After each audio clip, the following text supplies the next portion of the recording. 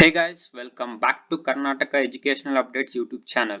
Last ವಿಡಿಯೋದಲ್ಲಿ ನಾನು ನಿಮಗೆ ಹೇಳಿದಾಗೆ ಈ ವಿಡಿಯೋದಲ್ಲಿ ನಾನು Karnataka labour welfare board scholarship step by step process ನ ತಿಳಿಸ್ಕೊಡ್ತೀನಿ. ಸೊ ಅದಕ್ಕಿಂತ ಮುಂಚೆ ಯಾರು ಚಾನೆಲ್ಗೆ ಹೊಸಬ್ರಾಗಿದ್ರೆ ಈಗಲೇ ಸಬ್ಸ್ಕ್ರೈಬ್ ಮಾಡ್ಕೊಳ್ಳಿ, ಹಾಗೆ ಬೆಲ್ ಐಕಾನ್ ನ ಕ್ಲಿಕ್ ಮಾಡಿ, ಹಾಗೆ ಈ ವಿಡಿಯೋ ನಿಮಗೆ ಇಷ್ಟ ಆದರೆ ಲೈಕ್ ಮಾಡಿ, ಶೇರ್ ಮಾಡಿ, ಹಾಗೆ ನಿಮ್ಗೆ ಏನಾದ್ರು ಡೌಟ್ಸ್ ಇದ್ರೆ ಕಮೆಂಟ್ ಮಾಡಿ. ಸೊ ಸ್ಕಾಲರ್ಶಿಪ್ ಅಪ್ಲೈ ಮಾಡಕ್ಕೆ ನೀವು ಯಾವ್ದಾದ್ರು ಬ್ರೌಸರ್ ಓಪನ್ ಮಾಡಿ. ನಾನು ಗೂಗಲ್ ಕ್ರೋಮ್ ಯೂಸ್ ಮಾಡ್ತಾ ಇದ್ದೇನೆ.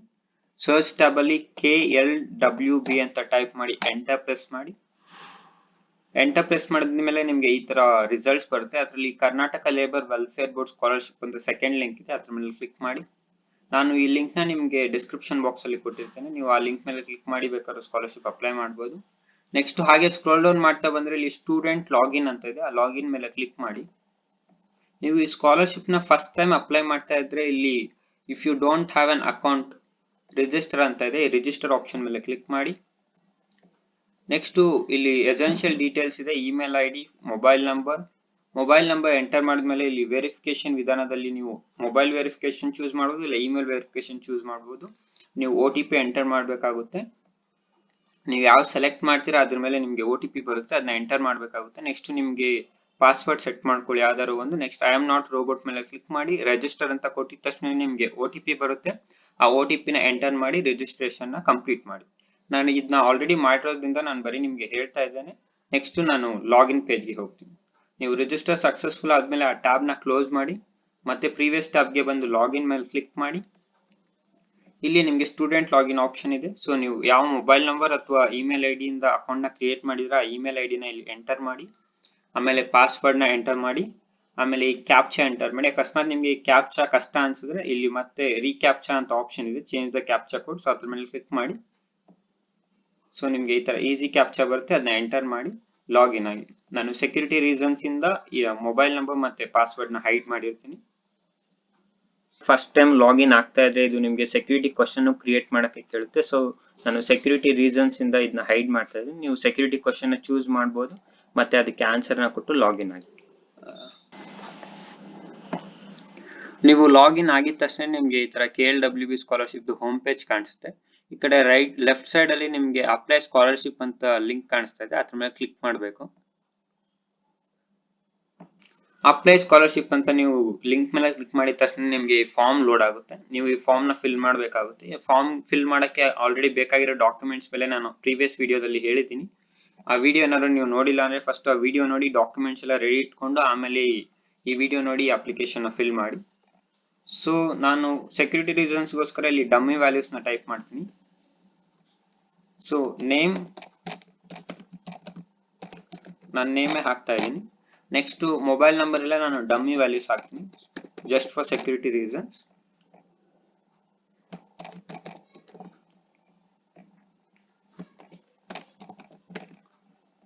ಇಲ್ಲಿ ಮೊಬೈಲ್ ನಂಬರ್ ಹಾಕಿದ ತಕ್ಷಣ ನೀವು ಇಲ್ಲಿ ಫಾದರ್ ನೇಮ್ ಹಾಕಬೇಕಾಗುತ್ತೆ. ನೆಕ್ಸ್ಟ್ ಇಲ್ಲಿ ಮದರ್ ನೇಮ್ ಹಾಕಿ. ನೆಕ್ಸ್ಟ್ ಜೆಂಡರ್ ನ ಸೆಲೆಕ್ಟ್ ಮಾಡಿ. ನೆಕ್ಸ್ಟ್ ನೀವು ನಿಮ್ಮ ಕಂಪ್ಲೀಟ್ ಅಡ್ರೆಸ್ ನ ಇಲ್ಲಿ ಫಿಲ್ ಮಾಡಬೇಕಾಗುತ್ತೆ.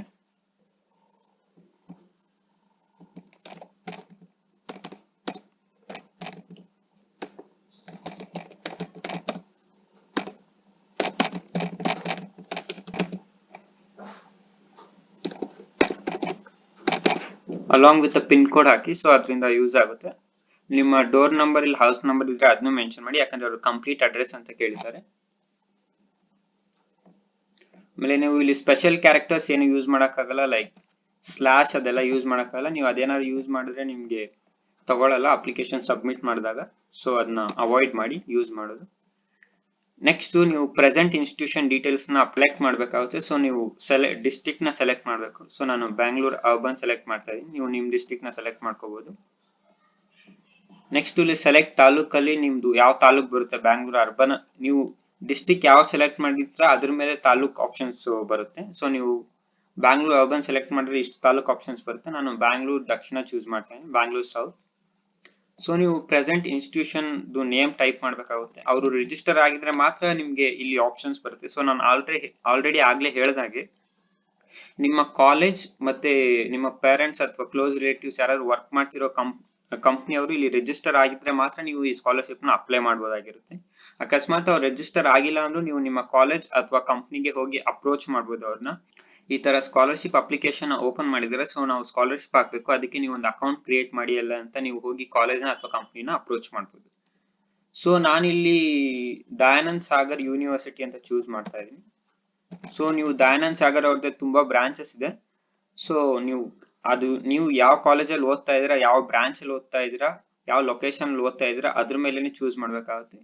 ಇಲ್ಲಿ Dayanand Sagar institution of technology ಇದೆ, ದಯಾನಂದ್ ಸಾಗರ್ ಇಂಗ್ಲಿಷ್ ಹೈಸ್ಕೂಲ್ ಇದೆ, ಸ್ಕೂಲು ಇದೆ, ಕಾಲೇಜು ಇದೆ, ಯೂನಿವರ್ಸಿಟಿನೂ ಇದೆ. ಸೊ ಅದರಿಂದ ನೀವು ಕರೆಕ್ಟ್ ಆಗಿ ಸೆಲೆಕ್ಟ್ ಮಾಡ್ಬೇಕಾಗುತ್ತೆ. ನಾನು ಇಲ್ಲಿ ದಯಾನಂದ್ ಸಾಗರ್ ಯೂನಿವರ್ಸಿಟಿ ಕೂಡ್ಲಿಗೇಟ್ ಇದನ್ನ ಆಪ್ಷನ್ ಸೆಲೆಕ್ಟ್ ಮಾಡ್ತಾ ಇದ್ದೀನಿ. ನೆಕ್ಸ್ಟ್ ನೀವು ಆ ಕಾಲೇಜ್ ಪಿನ್ ಕೋಡ್ ಎಂಟ್ರಿ ಮಾಡಬೇಕಾಗುತ್ತೆ. ಅದಾಗಿದ ತಕ್ಷಣ ನೀವು ನಿಮ್ಮ ಪ್ರೆಸೆಂಟ್ ಗ್ರಾಜುಯೇಷನ್ ಸೆಲೆಕ್ಟ್ ಮಾಡಬೇಕು. ನೀವು ಲೈಕ್ ಆಲ್ರೆಡಿ ನಾನು ಸ್ಕಾಲರ್ಶಿಪ್ ಕ್ರೈಟೀರಿಯಾದಲ್ಲಿ ತಿಳಿಸ್ಕೊಟ್ಟಂಗೆ ನೀವು ಇಲ್ಲ high school, PUC, degree, master degree, engineering, PhD, test degree, diploma, BA, LLB ಈ ತರ ಯಾವ್ದಾದ್ರು ಮಾಡ್ತಾ ಇದ್ರೆ ಮಾತ್ರ ನೀವು ಈ ಸ್ಕಾಲರ್ಶಿಪ್ಗೆ ಎಲಿಜಿಬಲ್ ಆಗಿರ್ತೀರಾ. ಸೊ ನಾನು ಇಂಜಿನಿಯರಿಂಗ್ ಅಂಡ್ ಮೆಡಿಕಲ್ ಚೂಸ್ ಮಾಡ್ತಾ ಇದ್ದೇನೆ. ನೆಕ್ಸ್ಟ್ ಇಲ್ಲಿ ಸೆಲೆಕ್ಟ್ ಕೋರ್ಸ್ ಅಲ್ಲಿ ನೀವು ಇಂಜಿನಿಯರಿಂಗ್, ಮೆಡಿಕಲ್ ಚೂಸ್ ಮಾಡಿದ್ರಿಂದ ನಿಮ್ಗೆ ಎರಡರ ಮೇಲೂ ಆಪ್ಷನ್ಸ್ ಬರುತ್ತೆ ಯಾವ್ದು ಅಂತ. ಸೊ ನಾನು ಇಲ್ಲಿ ಇಂಜಿನಿಯರಿಂಗ್ ಸೆಲೆಕ್ಟ್ ಮಾಡ್ತಾ ಇದ್ದೀನಿ. ನೆಕ್ಸ್ಟ್ ನೀವು ಪ್ರೆಸೆಂಟ್ ಯಾವ ಸೆಮಿಸ್ಟರ್ ಅಲ್ಲಿ ಓದ್ತಾ ಇದ್ದೀರಾ ಅಂತ ಸೆಲೆಕ್ಟ್ ಮಾಡ್ಬೇಕಾಗುತ್ತೆ. ನಾನು 7th ಸೆಮಿಸ್ಟರ್ ಚೂಸ್ ಮಾಡ್ತಾ ಇದ್ದೀನಿ. ನೀವು ಅಕಸ್ಮಾತ್ SC ST ಕ್ಯಾಟಗರಿ ಬಿಲಾಂಗ್ ಆಗ್ತಾ ಇದ್ರೆ ನೀವು ಇಲ್ಲಿ ಎಸ್ ಅಂತ ಸೆಲೆಕ್ಟ್ ಮಾಡ್ಬೇಕಾಗುತ್ತೆ. ಸೊ ನಾನು ಜನರಲ್ ಇರೋದ್ರಿಂದ ನೋ ಅಂತ ಸೆಲೆಕ್ಟ್ ಮಾಡ್ತಾ ಇದ್ದೀನಿ. ಅಂಡ್ SC ST ಅಲ್ಲ ಅಂದ್ರೆ ಮತ್ತೆ ನಿಮ್ಗೆ 2 ಸಬ್ ಕ್ಯಾಟಗರಿ ಬರುತ್ತೆ, ಜನರಲ್ ಇಲ್ಲ OBC ಅಂತ. ಸೊ ನಾನು ಜನರಲ್ ಚೂಸ್ ಮಾಡ್ತಾ ಇದ್ದೀನಿ. ನೆಕ್ಸ್ಟ್ ನೀವು ಪ್ರೀವಿಯಸ್ ಕ್ಲಾಸ್ ಮತ್ತೆ ಮಾರ್ಕ್ಸ್ ನ ಇಲ್ಲಿ ಎಂಟ್ರಿ ಮಾಡ್ಬೇಕಾಗುತ್ತೆ. ಸೊ ಇದು ತುಂಬಾ ಇಂಪಾರ್ಟೆಂಟ್ ಆಗುತ್ತೆ. ನೀವು ಅಕಸ್ಮಾತ್ ಇವಾಗ ಫ್ರೆಶರ್ ಆಗಿ ಇಂಜಿನಿಯರಿಂಗ್ ಗೆ ಜಾಯ್ನ್ ಆಗಿದ್ರೆ, ಲೈಕ್ ಫಸ್ಟ್ ಇಯರ್ ಇಂಜಿನಿಯರಿಂಗ್ ಓದ್ತಾ ಇದ್ರೆ ನೀವು ಸೆಕೆಂಡ್ PUC ಡೀಟೇಲ್ಸ್ ನ ಇಲ್ಲಿ ಎಂಟರ್ ಮಾಡ್ಬೇಕಾಗುತ್ತೆ. ಅಕಸ್ಮಾತ್ ನೀವು ಇಂಜಿನಿಯರಿಂಗ್ ಸೆಕೆಂಡ್ ಇಯರ್ ಓದ್ತಾ ಇದ್ರೆ ಇಲ್ಲಿ ಇಂಜಿನಿಯರಿಂಗ್ ಫಸ್ಟ್ ಇಯರ್ ಡೀಟೇಲ್ಸ್ ನ ಫಿಲ್ ಮಾಡ್ಬೇಕಾಗುತ್ತೆ. ಸೊ ಇಲ್ಲಿ ಪ್ರೀವಿಯಸ್ ಸ್ಟ್ಯಾಂಡರ್ಡ್ ನೀವೇ ಇಲ್ಲಿ ಆಪ್ಷನ್ಸ್ ಏನಿರಲ್ಲ, ನೀವೇ ಡಿಫಾಲ್ಟ್ ಆಗಿ ಎಂಟರ್ ಮಾಡ್ಬೇಕಾಗುತ್ತೆ. ಸೊ ನಾನು 4th ಇಯರ್ ಇಂಜಿನಿಯರಿಂಗ್ ಅಂತ ಟೈಪ್ ಮಾಡ್ತೀನಿ.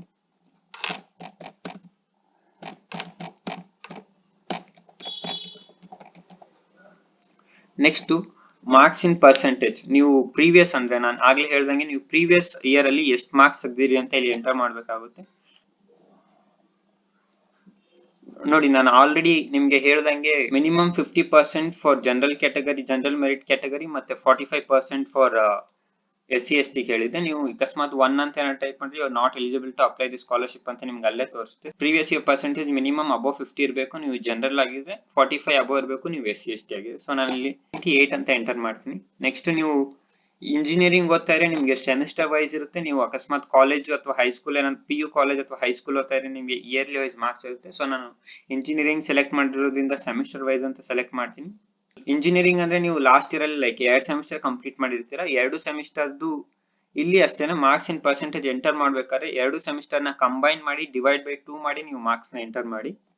ಆಮೇಲೆ ಸೆಮಿಸ್ಟರ್ ವೈಸ್ ಇಲ್ಲಿ ನೀವು ಲೈಕ್ ಇವಾಗ ಸೆಕೆಂಡ್ ಇಯರ್ ಓದ್ತಾ ಇದ್ರೆ ನೀವು ಫಸ್ಟ್ ಇಯರ್ ಇಲ್ಲಿ ಫಸ್ಟ್ ಸೆಮ್ ಮಾರ್ಕ್ಸ್ ಕಾರ್ಡ್ನ ಅಪ್ಲೋಡ್ ಮಾಡಿ, ಮತ್ತೆ ಇಲ್ಲಿ ಸೆಕೆಂಡ್ ಸೆಮ್ ಮಾರ್ಕ್ಸ್ ಕಾರ್ಡ್ನ ಅಪ್ಲೋಡ್ ಮಾಡಿ. ನೆಕ್ಸ್ಟ್ ನೀವು ಇಲ್ಲಿ ನಿಮ್ಮ Aadhaar card number ಹಾಕ್ಬೇಕಾಗುತ್ತೆ.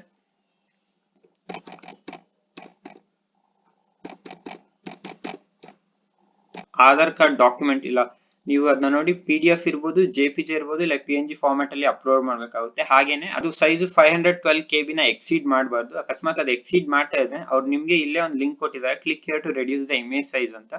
So option ಮೇಲೆ ಕ್ಲಿಕ್ ಮಾಡಿದ್ರೆ ಅದು ನಿಮ್ಮನ್ನ ಒಂದು ಎಕ್ಸ್ಟರ್ನಲ್ ವೆಬ್ಸೈಟ್ ಗೆ ಕರ್ಕೊಂಡು ಹೋಗುತ್ತೆ. ಅಲ್ಲಿ ನೀವು ಚೂಸ್ ಫೈಲ್ ಅಲ್ಲಿ ಕ್ಲಿಕ್ ಮಾಡಿ ನಿಮ್ಮ ಡಾಕ್ಯುಮೆಂಟ್ ಏನಿದೆ ಅದನ್ನ ಸೆಲೆಕ್ಟ್ ಮಾಡಿ ಇಲ್ಲಿ ಆ ಸೈಜ್ ನ ರೆಡ್ಯೂಸ್ ಮಾಡಬಹುದಾಗುತ್ತೆ. ಸೊ ನಾನು ಮತ್ತೆ ಪ್ರೀವಿಯಸ್ ಟ್ಯಾಬ್ ಬರ್ತಾ ಇದೀನಿ. ಮತ್ತೆ ಇಲ್ಲಿ ನೀವು ನಿಮ್ಮ ಆಧಾರ್ ಕಾರ್ಡ್ ನ ಸೆಲೆಕ್ಟ್ ಮಾಡಬೇಕಾಗುತ್ತೆ. ನೆಕ್ಸ್ಟ್ ಇಲ್ಲಿ ನಿಮ್ಮ ತಂದೆ ಆಧಾರ್ ಕಾರ್ಡ್ ನಂಬರ್ ನ ಎಂಟರ್ ಮಾಡಬೇಕಾಗುತ್ತೆ.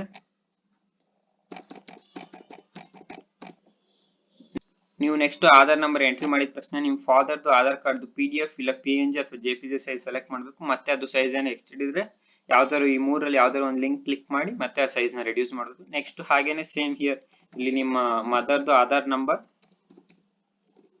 ಮತ್ತೆ ಅವ್ರದ್ದು ಆಧಾರ್ ಕಾರ್ಡ್ದು PDF, JPG ಇಲ್ಲ PNG ಫಾರ್ಮ್ಯಾಟ್ ಇಲ್ಲಿ ಅಪ್ಲೋಡ್ ಮಾಡಬೇಕಾಗುತ್ತೆ. ಜಸ್ಟ್ ಫೈಲ್ ಮೇಲೆ ಕ್ಲಿಕ್ ಮಾಡಿ ನಿಮಗೆ ಡಾಕ್ಯುಮೆಂಟ್ ಅಪ್ಲೋಡ್ ಬರುತ್ತೆ, ನೀವು ಅದನ್ನ ಸೆಲೆಕ್ಟ್ ಮಾಡಿ ಅಪ್ಲೋಡ್ ಮಾಡಬಹುದು. ನೆಕ್ಸ್ಟ್ ಇದು ತುಂಬಾ ಇಂಪಾರ್ಟೆಂಟ್ ಆಗುತ್ತೆ, ಬ್ಯಾಂಕ್ ಡೀಟೇಲ್ಸ್. ಈ ಬ್ಯಾಂಕ್ ಅಂದ್ರೆ ನಿಮ್ಗೆ ಬರುವಂತ ಸ್ಕಾಲರ್ಶಿಪ್ ಅಮೌಂಟ್ ನಿಮ್ಮ ಪೇರೆಂಟ್ ಅಕೌಂಟ್ ಗೆ ಡಿಪಾಸಿಟ್ ಆಗ್ಬೇಕಾ ಅಥವಾ ನಿಮ್ಮ ಅಕೌಂಟ್ ಗೆ ಡಿಪಾಸಿಟ್ ಆಗ್ಬೇಕಾ? ಸೊ ಅದಕ್ಕೆ ಪೇರೆಂಟ್ ಇಲ್ಲ ಸ್ಟೂಡೆಂಟ್ ಅಂತ ಸೆಲೆಕ್ಟ್ ಮಾಡಬೇಕು. ನಾನು ಇಲ್ಲಿ ಸ್ಟೂಡೆಂಟ್ ಸೆಲೆಕ್ಟ್ ಮಾಡ್ತಾ ಇದ್ದೇನೆ. ಅಕೌಂಟ್ ಹೋಲ್ಡರ್ ನೇಮ್ ನ ಇಲ್ಲಿ ಟೈಪ್ ಮಾಡಬೇಕಾಗುತ್ತೆ.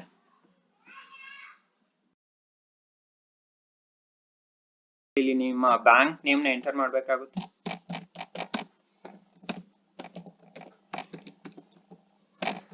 ನೆಕ್ಸ್ಟ್ ನೀವು ಬ್ಯಾಂಕ್ ಯಾವ ಬ್ರಾಂಚ್ ಅಲ್ಲಿ ಇದೆ ಅಂತ ಸೆಲೆಕ್ಟ್ ಮಾಡಬೇಕಾಗುತ್ತೆ. ನಾನು ಕೋರಮಂಗಲ ಅಂತ ಎಂಟರ್ ಮಾಡ್ತಾ ಇದ್ದೀನಿ. ನೆಕ್ಸ್ಟ್ ನಿಮ್ಮ ಬ್ಯಾಂಕಿನ IFSC ಕೋಡ್ ನ ಎಂಟರ್ ಮಾಡಬೇಕಾಗುತ್ತೆ. ನೆಕ್ಸ್ಟ್ ಇಲ್ಲಿ ಎಂಟರ್ ಮಾಡ್ಬೇಕಾದ್ರೆ ಕೇರ್ಫುಲ್ ಆಗಿರಿ, ಅವ್ರು ಆಲ್ರೆಡಿ ಮೆನ್ಷನ್ ಮಾಡಿದ್ದಾರೆ. ನೀವು ಎಂಟರ್ ಮಾಡ್ತಾ ಇರೋದು ಝೀರೋನ ಅಥವಾ ಓನ ಅಂತ ಕರೆಕ್ಟ್ ಆಗಿ ನೋಡಿ ಎಂಟರ್ ಮಾಡಿ. ನೆಕ್ಸ್ಟ್ ನಿಮ್ಮ ಸೇವಿಂಗ್ಸ್ ಅಕೌಂಟ್ ಬ್ಯಾಂಕ್ ನಂಬರ್ ನ ಎಂಟರ್ ಮಾಡಬೇಕಾಗುತ್ತೆ. ಇಲ್ಲಿ ಇಷ್ಟೆಲ್ಲ ಎಂಟರ್ ಮಾಡಾದ್ಮೇಲೆ ನೀವು ಪಾಸ್ಬುಕ್ ಫ್ರಂಟ್ ಪೇಜ್ ನಲ್ಲಿ ಅಪ್ಲೋಡ್ ಮಾಡಬೇಕಾಗುತ್ತೆ. ನಿಮ್ಮ ಹತ್ರ ಪಾಸ್ಬುಕ್ ಫ್ರಂಟ್ ಪೇಜ್ ಅಥವಾ ಪ್ರಿಂಟಿಂಗ್ ಕರೆಕ್ಟ್ ಆಗಿ ಇಲ್ಲ ಅಂದ್ರೆ ನೀವು ಅಕೌಂಟ್ ಸ್ಟೇಟ್ಮೆಂಟ್ ಫ್ರಂಟ್ ಪೇಜ್ ನ ಕೂಡ ಇಲ್ಲಿ ಅಪ್ಲೋಡ್ ಮಾಡಬಹುದಾಗುತ್ತೆ. ಸೊ ನೀವು ಅದನ್ನ ಮತ್ತೆ ಫೈಲ್ ಮೇಲೆ ಕ್ಲಿಕ್ ಮಾಡಿ ನಿಮ್ಮ ಡಾಕ್ಯುಮೆಂಟ್ ನ ಸೆಲೆಕ್ಟ್ ಮಾಡಿ ಇಲ್ಲಿ ಅಪ್ಲೋಡ್ ಮಾಡಬೇಕಾಗುತ್ತೆ. ನೆಕ್ಸ್ಟ್ ಹಾಗೆ ಸ್ಕ್ರೋಲ್ ಡೌನ್ ಮಾಡ್ಕೊಂಡ್ ಬಂದ್ರೆ ಇಲ್ಲಿ ಇಂಡಸ್ಟ್ರಿ ಡೀಟೇಲ್ಸ್ ಬರುತ್ತೆ. ವರ್ಕ್ ಮಾಡ್ತಾ ಇರೋರು ನಿಮ್ಮ ಫಾದರ್ ಅಥವಾ ಮದರ್ ಅಂತ ಸೆಲೆಕ್ಟ್ ಮಾಡಿ. ನೆಕ್ಸ್ಟ್ ಪೇರೆಂಟ್ ನೇಮ್ ನ ಎಂಟರ್ ಮಾಡಬೇಕಾಗುತ್ತೆ. ಸೊ ಪೇರೆಂಟ್ ನೇಮ್ ಎಂಟರ್ ಮಾಡಿದ್ಮೇಲೆ ನಿಮ್ಮ ಪೇರೆಂಟ್ ಮಂತ್ಲಿ ಸ್ಯಾಲರಿ ಏನಿದೆ ಅನ್ನೋದನ್ನ ಇಲ್ಲಿ ಎಂಟರ್ ಮಾಡಬೇಕಾಗುತ್ತೆ. ಪೇರೆಂಟ್ ಮತ್ತೆ ಸ್ಟೂಡೆಂಟ್ ಗೆ ರಿಲೇಶನ್ಶಿಪ್ ಏನು ಅಂತ ಕೇಳ್ತಾ ಇದ್ದಾರೆ. ಸೊ ನಾನು ಇಲ್ಲಿ ಮದರ್ ಅಂತ ಟೈಪ್ ಮಾಡ್ತೀನಿ. ನೆಕ್ಸ್ಟ್ ನೀವು ಆ ಕಂಪ್ನಿ ಪಿನ್ ಕೋಡ್ ಏನಿದೆ ಆ ಇಂಡಸ್ಟ್ರಿ ಪಿನ್ ಕೋಡ್ ಹಾಕಬೇಕಾಗುತ್ತೆ. ನೆಕ್ಸ್ಟ್ ಆ ಕಂಪ್ನಿ ಯಾವ ಡಿಸ್ಟಿಕ್ ಅಲ್ಲಿ ಇದೆ ಅಂತ ಸೆಲೆಕ್ಟ್ ಮಾಡಬೇಕಾಗುತ್ತೆ. ನಾನು ಬ್ಯಾಂಗ್ಳೂರ್ ಅರ್ಬನ್ ಅಂತ ಸೆಲೆಕ್ಟ್ ಮಾಡ್ತೀನಿ. ಆಮೇಲೆ ಯಾವ ತಾಲೂಕ್ ಮತ್ತೆ ಬ್ಯಾಂಗ್ಳೂರ್ ದಕ್ಷಿಣ ಅಂತ ಸೆಲೆಕ್ಟ್ ಮಾಡ್ತೀನಿ. ಸೊ ನೀವು ಇದ್ರ ಮೇಲೆ ಕ್ಲಿಕ್ ಮಾಡಿದ ತಕ್ಷಣ ಇದು ಸ್ವಲ್ಪ ಟೈಮ್ ತಗೊಳುತ್ತೆ ಲೋಡ್ ಆಗಕ್ಕೆ, ಯಾಕಂದ್ರೆ ಸ್ವಲ್ಪ ಸ್ಲೋ ಇದೆ. ಸೊ ನೀವು ಸ್ವಲ್ಪ ಹೊತ್ತು ವೆಯ್ಟ್ ಮಾಡಬೇಕಾಗುತ್ತೆ. ಅದ್ರ ಮೇಲೆ ಕ್ಲಿಕ್ ಮಾಡಿ ಯಾವ್ದಾದ್ರು ಒಂದು ಆಲ್ಫಾಬೆಟ್ ಟೈಪ್ ಮಾಡಿ, ಅದು automatic with in like 30 seconds appear ಆಗುತ್ತೆ. ಸೊ ಅಪಿಯರ್ ಆದ್ಮೇಲೆ ಸೆಲೆಕ್ಟ್ ಮಾಡ್ಕೋಬಹುದು. ಈ ತರ ಬಂದಾಗ ನೆಕ್ಸ್ಟ್ ನೀವು ನಿಮ್ಮ ಇಂಡಸ್ಟ್ರಿ ನೇಮ್ ಏನಿದೆ ಅದನ್ನ ಫುಲ್ ಆಗಿ ಟೈಪ್ ಮಾಡಿ. ಲೈಕ್ ಅಟ್ಲೀಸ್ಟ್ 5 ಕ್ಯಾರೆಕ್ಟರ್ ಟೈಪ್ ಮಾಡಿದ್ರೆ ನಿಮ್ಗೆ ಸೆಲೆಕ್ಟ್ ಮಾಡೋದು ಈಸಿ ಆಗುತ್ತೆ. ಸೊ ಈ ತರ ಟೈಪ್ ಮಾಡಿದ್ಮೇಲೆ ಮತ್ತೆ ಅದು 5 to 10 ಸೆಕೆಂಡ್ಸ್ ತಗೊಳುತ್ತೆ. ಸೊ ಸ್ವಲ್ಪ ವೆಯ್ಟ್ ಮಾಡಿ. ಆಮೇಲೆ ಮತ್ತೆ ಇಲ್ಲಿ ಸೆಲೆಕ್ಟ್ ಮಾಡ್ಬೇಕಾದ್ರೆ ಮತ್ತೆ ಕೇರ್ಫುಲ್ ಆಗಿರ್ಬೇಕು, ಯಾಕಂದ್ರೆ ನೀವು ಕಂಪ್ನಿ ಕಡೆಯಿಂದ ಮತ್ತೆ ಸ್ಕಾಲರ್ಶಿಪ್ ನ ಅಪ್ರೂವ್ ಮಾಡಿಸ್ಬೇಕಾಗಿರುತ್ತೆ.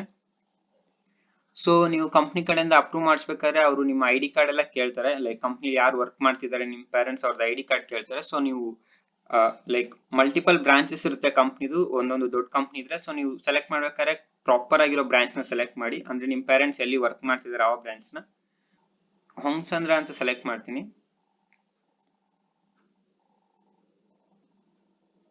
ಸೆಲೆಕ್ಟ್ ಮಾಡಿದ್ಮೇಲೆ ಮತ್ತೆ ಅದು 5 to 10 ಸೆಕೆಂಡ್ಸ್ ತಗೊಳುತ್ತೆ. ಸೊ ಸ್ವಲ್ಪ ವೆಯ್ಟ್ ಮಾಡಿ ಸೆಲೆಕ್ಟ್ ಆಗಕ್ಕೆ. ಮತ್ತೆ ಕ್ಲಿಕ್ ಮಾಡಬೇಡಿ, ಯಾಕಂದ್ರೆ ಮತ್ತೆ ಅದು ಬೇರೆ ಆಪ್ಷನ್ ಸೆಲೆಕ್ಟ್ ಮಾಡ್ಕೊಂಡ್ಬಿಡುತ್ತೆ. ಸೊ ನೀವು ಇದೆಲ್ಲ ಆದ್ಮೇಲೆ ನಾನು ಆಗ್ಲೇ ಹೇಳ್ದಂಗೆ ಡಾಕ್ಯುಮೆಂಟ್ಸ್ ರಿಕ್ವೈರ್ಡ್ ಅಲ್ಲಿ ನಿಮ್ಗೆ ಲಾಸ್ಟ್ ಮಂತ್ ಇದೆ ಪೇಮೆಂಟ್ ಮಾಡ್ಬೇಕಾಗುತ್ತೆ. ಇಲ್ಲ ಅಂದ್ರೆ ಅವರು ನಿಮ್ಗೆ ಕಂಪ್ನಿ ಕಡೆಯಿಂದನೂ ಅಪ್ರೂವ್ ಮಾಡಲ್ಲ.